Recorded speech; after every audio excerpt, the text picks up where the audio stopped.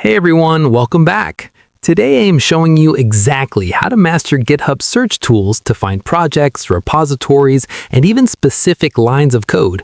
GitHub has updated the system significantly, so let's get right to it. First, you need to understand the main search bar at the top of any GitHub page.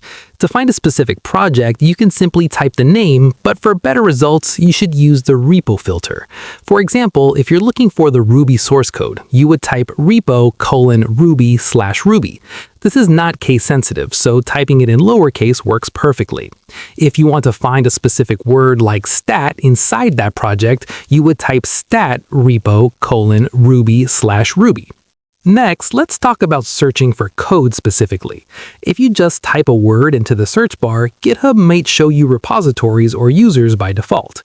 To search the actual text within files, you must select the Code tab on the result page.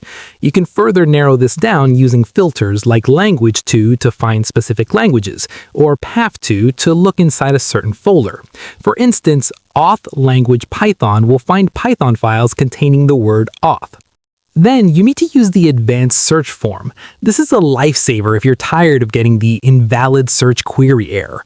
This form gives you drop-down menus to filter by the number of stars, the number of forks, or even when the repository was last updated. It's much easier than trying to remember the exact syntax for every single filter.